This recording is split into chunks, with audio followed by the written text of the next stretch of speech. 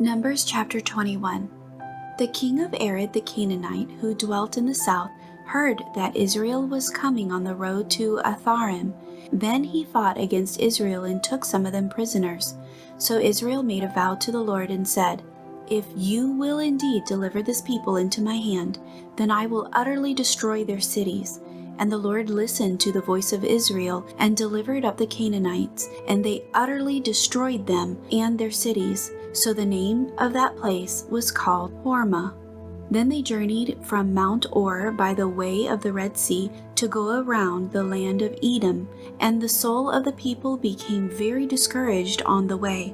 And the people spoke against God and against Moses. "Why have you brought us up out of Egypt to die in the wilderness? For there is no food and no water, and our soul loathes this worthless bread."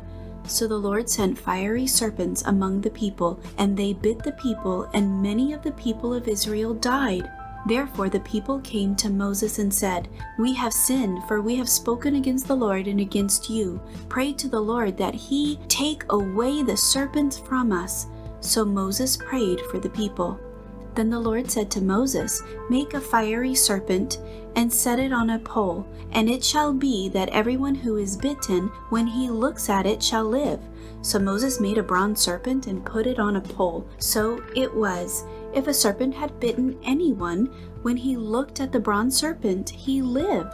Now the children of Israel moved and camped in Oboth, and they journeyed from Oboth and camped at Ije-Abarim, in the wilderness which is east of Moab toward the sunrise. From there they moved and camped in the valley of Zered. From there they moved and camped on the other side of Arnon, which is in the wilderness that extends from the border of the Amorites, for the Arnon is the border of Moab, between Moab and the Amorites. Therefore it is said in the book of the wars of the Lord, "Wahib and Suphah, the brooks of the Arnon, and the slopes of the brooks that reaches to the dwelling of Ar and lies on the border of Moab." From there they went to Beer, which is the well where the Lord said to Moses, "Gather the people together, and I will give them water." Then Israel sang this song, "Spring up, O well, all of you sing to it. The well the leader sank, dug by the nation's nobles, by the lawgiver with their staves." And from the wilderness they went to Matana, from Matana to Nahaliel, and from Nahaliel to Bamoth, and from Bamoth in the valley that is the country of Moab to the top of Pisgah, which looks down on the wasteland. Then Israel sent messengers to Sihon, king of the Amorites, saying, "Let me pass through your land. We will not turn aside into fields or vineyards. We will not drink water from the wells. We will go by the king's highway until we have passed through your territory." But Sihon would not allow Israel to pass through his territory. So Sihon gathered all his people together and went out against Israel in the wilderness. And he came to Jahaz and fought against Israel. Then Israel defeated him with the edge of the sword, and took possession of his land from the Arnon to the Jabbok, as far as the people of Ammon, for the border of the people of Ammon was fortified.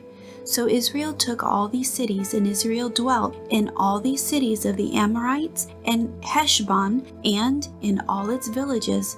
For Heshbon was the city of Sihon, king of the Amorites, who had fought against the former king of Moab, and had taken all his land from his hand as far as the Arnon. Therefore those who speak in Proverbs say, "Come to Heshbon, let it be built. Let the city of Sihon be repaired. For fire went out from Heshbon, a flame from the city of Sihon.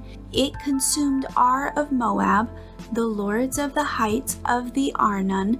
Woe to you, Moab! You have perished, O people of Chemosh. He has given his sons as fugitives, and his daughters into captivity, to Sihon, king of the Amorites. But we have shot at them. Heshbon has perished as far as Dibon. Then we laid waste as far as Nophah, which reaches to Medeba. Thus Israel dwelt in the land of the Amorites. Then Moses sent to spy out Jazer, and they took its villages and drove out the Amorites who were there. And they turned and went up by the way to Bashan. So Og, king of Bashan, went out against them, he and all his people, to battle at Edrei.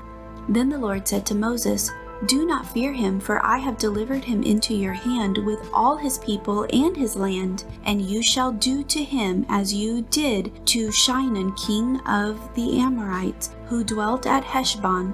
So they defeated him, his sons, and all his people, until there was no survivor left him, and they took possession of his land.